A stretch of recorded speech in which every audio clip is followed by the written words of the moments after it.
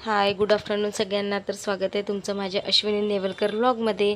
आणि चला आता आपण पार्ट 3ला सुरुवात करतोय. तर तुम्ही आत्तापर्यंत व्हिडिओमध्ये बघितलं असेल, तर आता पुढे आपण व्हिडिओला सुरुवात करू. आता आहे मेन प्रोग्राम सुरू होणार आपला एंगेजमेंटचा. तर सर्वात आधी बघा, स्वप्नील आला आणि स्वप्नीलनी गणपती बाप्पांची पूजा केली, कलशची वगैरे पूजा केली, त्यांनी दिवा लावला आणि मग असं छान गणपती बाप्पांचं दर्शन घेऊन त्यांनी कार्यक्रमाला सुरुवात केलेली आहे. तर सर्वात आधी आपण गणपती बाप्पांचंच दर्शन घेऊन प्रत्येक कार्याची, शुभ कार्याची सुरुवात करत असतो. त्याचप्रकारे स्वप्नीलनी पण केलेली आहे. तर आता तो छान पूजा वगैरे करतोय आणि त्यानंतर मग तो चौरंग पाठावरती बसलेला आहे. कारण सर्वात आधी आपण मुलाला कपडे देतो, तर त्यासाठी तो रेडी झालेला होता आणि आता इथे बसलेला आहे तो चौरंग पाठावरती. त्यानंतर त्याला मग छान टिका वगैरे लावून त्याचं पण सगळं, त्याला ड्रेस वगैरे हातात दिलेला आहे आणि त्यानंतर त्याच्या पायाला मरवड वगैरे लावलेलं होतं कुंकवाचं. तर सगळे जे काका जे करत होते त्यांना सगळे सांगत होते की अशा प्रकारे करा वगैरे म्हणून, कारण प्रत्येकालाच नवीन असतं, तर लवकर काही कळत नाही. तर बघा, ते काकांना सगळे सांगत होते, तशा प्रकारे ते काका करत होते. आणि मग त्यांनी चारही बाजूनी तो ड्रेस फिरवून स्वप्नीलच्या हातामध्ये दिला आणि मग स्वप्नीलला दिल्यानंतर स्वप्नील चेंज वगैरे करून येणार होता. सगळं तुम्हाला व्हिडिओमध्ये दिसेल आणि हा व्हिडिओ खूप इंटरेस्टिंग आहे, तर तुम्हाला नक्की आवडेल. तुम्ही बघत राहा व्हिडिओ. त्यानंतर बघा, आता दामिनी आली आहे. कारण स्वप्नीलचा ड्रेस चेंज करून येतपर्यंत दामिनीला साडी द्यायची होती. तर त्याचप्रकारे दामिनीने पण सर्वात आधी गणपती बाप्पांची आणि कलशची वगैरे पूजा करून घेतली. त्यानंतर मग ती पण छान असं चौरंग पाठावरती वगैरे बसली. आणि कारण तिला पण साडी वगैरे द्यायची होती, तर आम्ही आधी स्वप्नीलला दिल्यानंतर तिला बोलवलं. म्हणजे तोपर्यंत स्वप्नीलची तयारी होत होती आणि मग स्वप्नीलची तयारी करून आल्यानंतर मग दामिनी तयारी करायला गेली. अशा प्रकारे पटापट कार्यक्रम होतो, त्यामुळे मग आम्ही सगळं असंच केलं. आणि आता बघा, दामिनीचे पाय वगैरे धुत आहेत आणि हे स्वप्नीलचे काका काकू आहेत. तर त्यांनीच तिचं सगळं केलेलं होता कार्यक्रम पुढचा.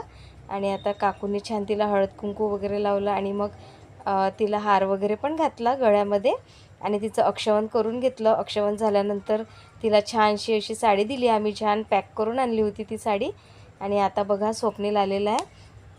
ड्रेस वगैरे छान त्यांनी चेंज करून आता त्याला अंगठी वगैरे हातात देत होते ते काका घालून. आणि शॉल, टोपी, नारळ सगळं त्याला दिलेलं होतं आणि शेवटी हार पण घातला त्याला.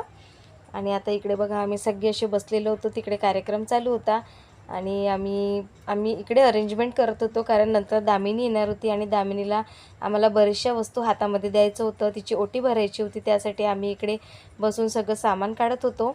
तर बघा, तुम्हाला दिसतच आहे. आता इथे मी सगळे नारळ अरेंज करत होती, कारण हे नारळ सगळ्यांना मानपाण्यासाठी द्यावं लागतं. त्यासाठी मग आम्ही अरेंज करून ठेवत होतो. जसा जसा वेळ मिळत होता तसं आम्ही सगळं करून ठेवलं. आणि आता बघा, फायनली दामिनी आलेली आहे साडी वगैरे वेअर करून. छान दिसत होती ती एकदम. साडी पण तिला खूप सूट झाली, कलर.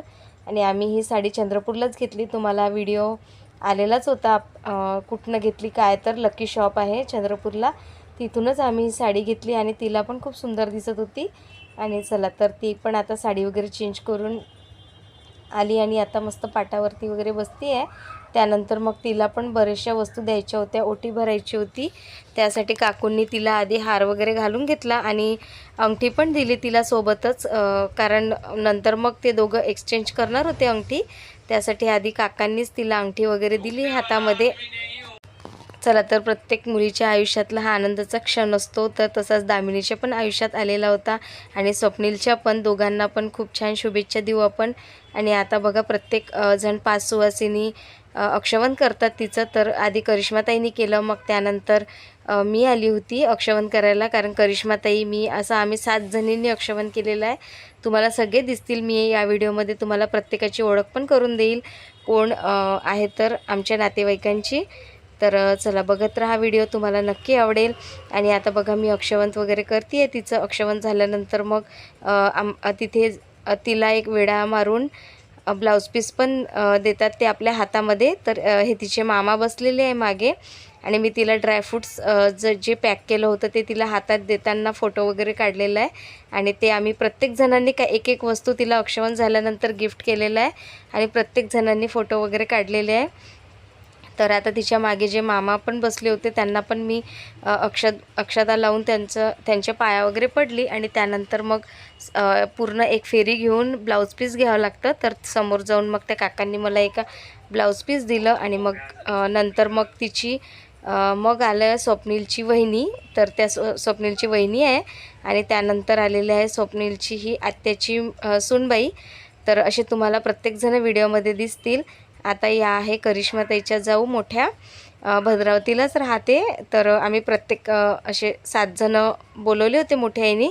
7 जणांना प्रत्येकाला मान दिला होता आणि करिश्माताईच्या ही आत्याची लहान सून आहे. तर सगळ्यांची मी ओळख पण करून दिलेली आहे. आणि आता बघा ओटी भरण्याचा कार्यक्रम सुरू झालेला आहे. तर आता माझ्या मोठ्या मामीने तिचं अक्षवण केलं आधी आणि मग आम्ही तिची ओटी भरली. तर ओटी भरताना पण 5 जणी लागत होत्या.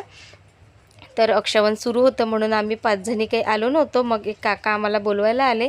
तर मग आम्ही पण उठलो तिथनं आणि मग 5 जणींनी आम्ही छान तिची ओटी वगैरे भरून घेतली. तर आम्ही ओटीचा कापड पण छान घेतलेला होता, तुम्हाला मी दाखवलेला आहे व्हिडिओमध्ये.